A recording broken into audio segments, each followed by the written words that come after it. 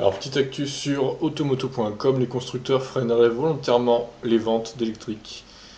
Donc, dès le 1er janvier prochain, les normes environnementales deviendront encore plus sévères pour les véhicules avec l'arrivée de l'Euro 6D, qui limitera encore un peu plus les émissions de gaz polluants, sans parler de la future taxe 95 grammes de CO2. Pour rappel, celle-ci obligera les constructeurs à afficher des émissions moyennes sous la barre des 95 grammes pour l'ensemble de leur gamme, sous peine d'écoper d'une amende de 95 euros par gramme supplémentaire et par véhicule vendu. Ouais, ça peut aller très très vite. De quoi faire frémir certaines marques qui sont encore loin d'être prêtes, mais surtout qui n'ont visiblement pas vraiment envie de passer à l'électrification. C'est en tout cas ce que révèle l'ONG Transport et Environnement, qui vient de mettre au jour une pratique un peu glorieuse, notamment de la part de Kia.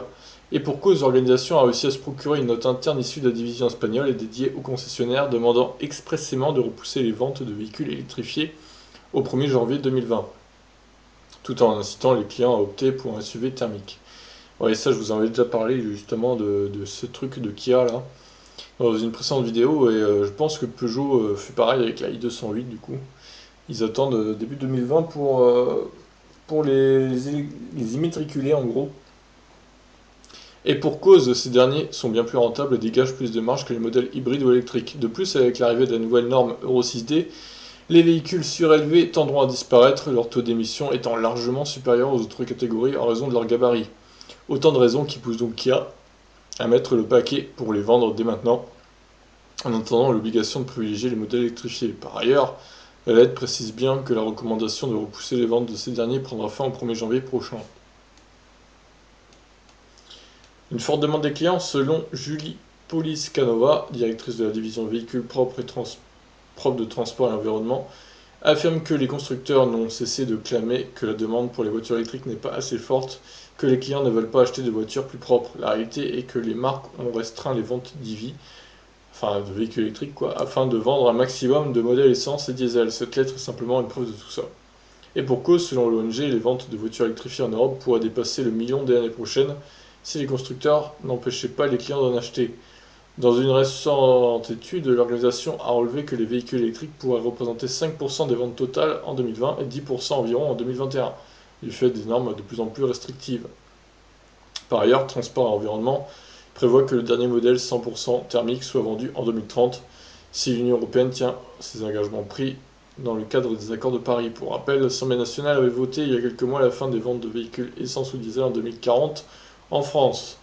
Donc voilà la fameuse lettre en espagnol du coup. Bon, est-ce que c'est une vraie lettre ou est-ce que c'est un faux? On ne sait pas trop.